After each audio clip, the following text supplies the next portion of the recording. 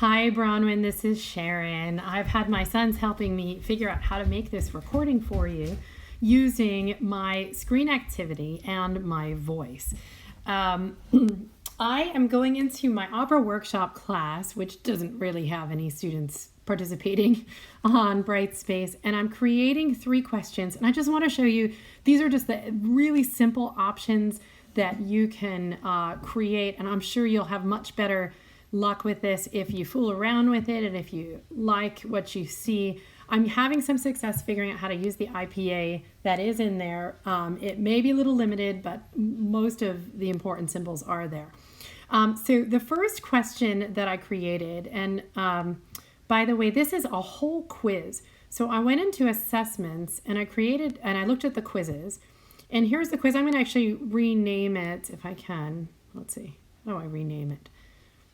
I already started doing this, and then I realized I was recording this for you without sound. So here's the title of the quiz. Let's call this German Diction Quiz Number 1, but you can give it any name you want. You can give it a category. You can ask how many questions are on per page. Prevent moving backwards through the pages. You could shuffle the questions at the quiz level. And then I started entering these, and I'm going to show you how I did it. You can allow hints. You can, at this position, you can look at restrictions. You can have them only attempt it 3 times, and you take the highest recorded. There's recommended time limits. You can enforce the time limit, show the clock. There's so many wonderful things you can, you have to be careful in here, by the way. It automatically hides it from users. So if when you feel like you're ready for them to start clicking on it, you definitely have to unhide it from them.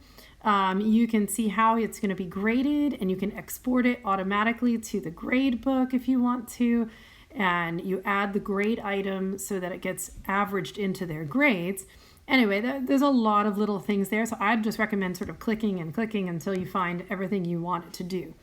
I want you to look at what my first question is here, which is, I called this a multiple choice question, and this, let's see if I can look at it in a better way. I'm going to do add edit questions. And I called this an MC, so that was under the new quiz, the new question section. I found an MC multiple choice question. And when you create it, it'll give you the question text at the top.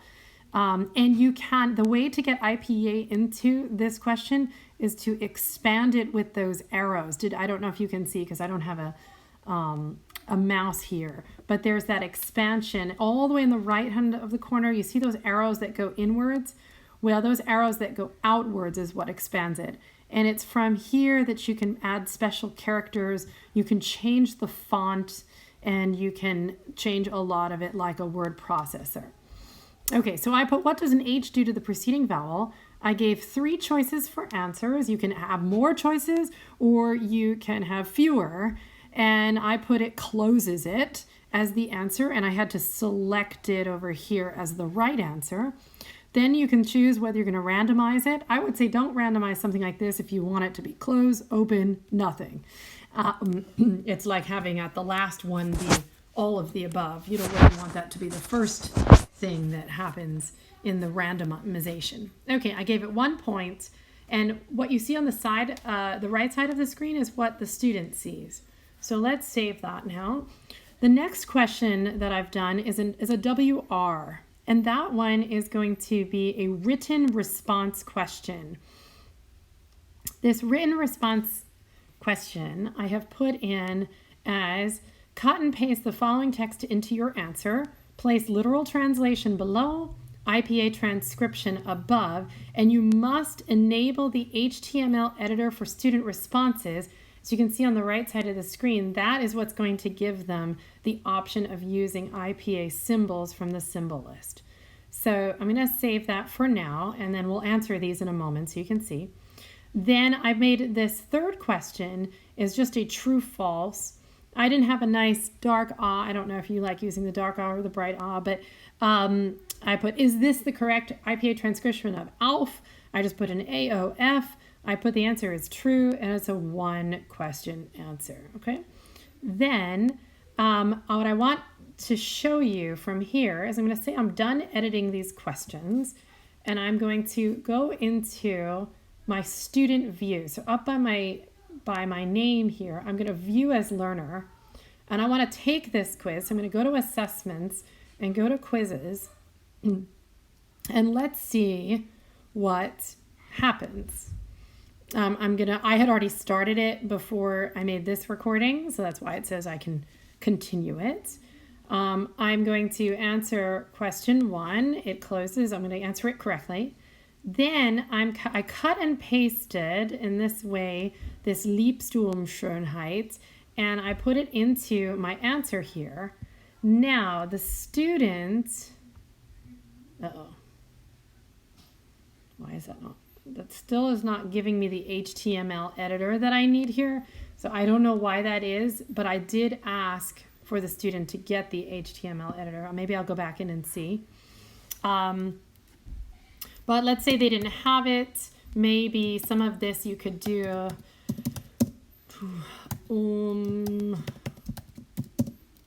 Sure, you'll have to figure out how much you can do without an HTML editor if we can't figure out how to do that. But I did some of the answer. And then, is this the correct IPA transcription? I'm going to say false, and let's see what happens.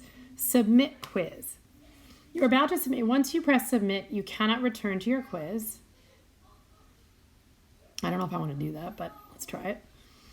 Okay, and then it'll just tell me that I'm done.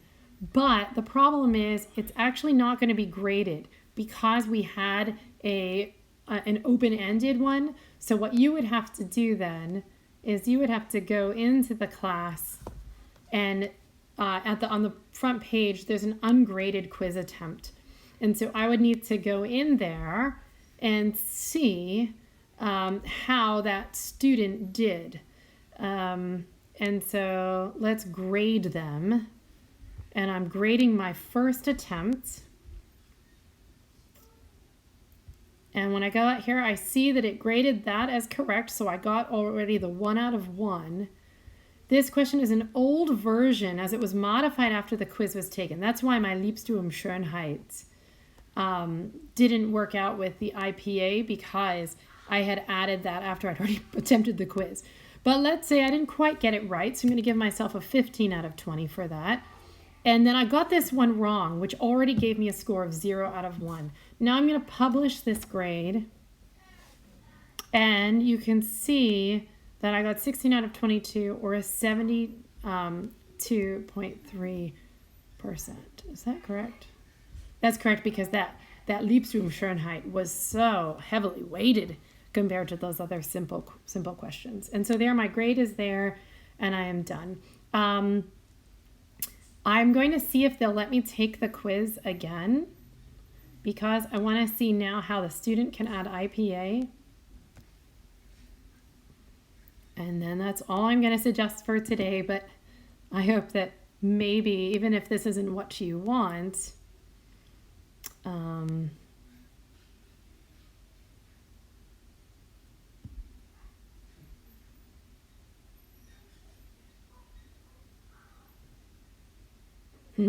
it's not going to let me take it again. But as we saw in the quiz creator, we saw that we could use those that HTML editor like a Word document or something. Okay, I hope that was helpful in some small way, and let me know if it wakens other questions that maybe I have the answer to, but I'm sure you could probably figure out how to create that in a way that is useful to you, doesn't waste lots of time, but actually you feel like the students get what they want. What I didn't show you is that some of the tests you can have them automatically graded. That's without using any open-ended answers. I highly recommend not ever trying to put the open-ended answer as a full answer that has to be matched character for character, because if they just space it wrong, it could be considered wrong. So I recommend the the automatically graded things to be either multiple choice, true, false, or something that is just very, very easy to, it's either right or it is wrong, matching and things like that. Okay, take care. Have a great day.